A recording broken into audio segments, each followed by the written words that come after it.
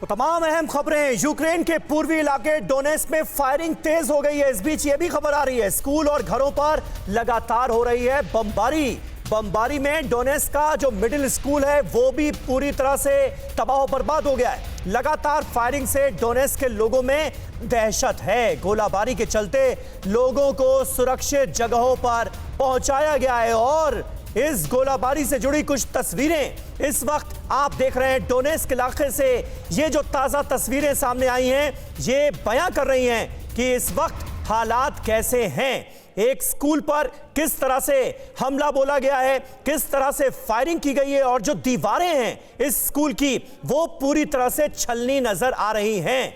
ऐसे वक्त में जब यहां पर जो अलगाववादी ताकतें हैं वो लगातार यह आरोप लगा रही हैं कि यूक्रेन की सेना उन पर हमला बोल रही है और उनकी आवाज को दबाने की कोशिश की जा रही है। रूस भी हमलावर नजर आ रहा है और कह रहा है कि पूर्वी यूक्रेन के इस इलाके से यूक्रेन की जो सेना है वो वापस लौट जाए। तनाव किस कदर बढ़ता हुआ नजर आ रहा है इसका अंदाजा आप इन तस्वीरों से लगा सकते हैं।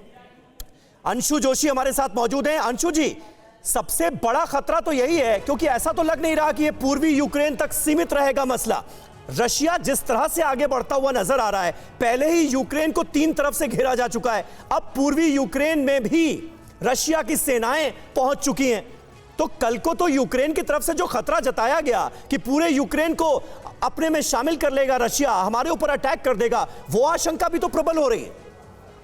यूक्रेन बहुत अच्छी तरह से समीर ये समझ रहा है कि रशिया एक विन विन सिचुएशन में है हाल फिलहाल।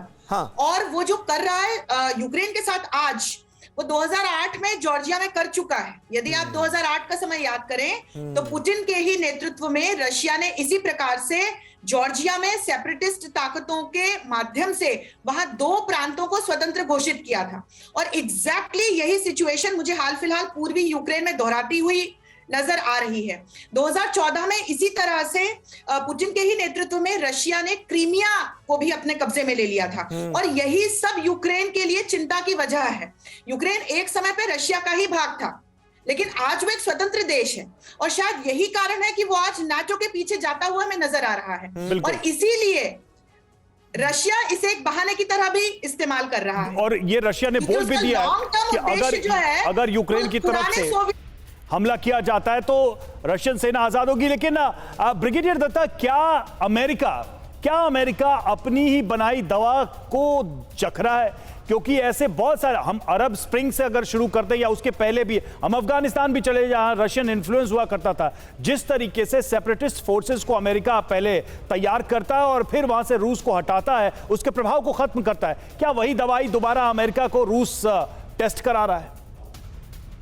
हाँ बिल्कुल। देखिए अमेरिका ये देखिए अब तो ये वर्चस्व की लड़ाई है और जिस तरह से आप ये देखिए, अगर आप तारीख में जाएं या इतिहास में जाएं, रशिया सोवियत संघ को खत्म करने के लिए अमेरिका ने चीन का साथ दिया था।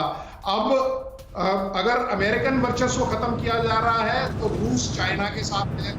चाइना एक ऐसी शक्ति बन जाता है जिस तरह का चाइनीज निकल के आता है। जी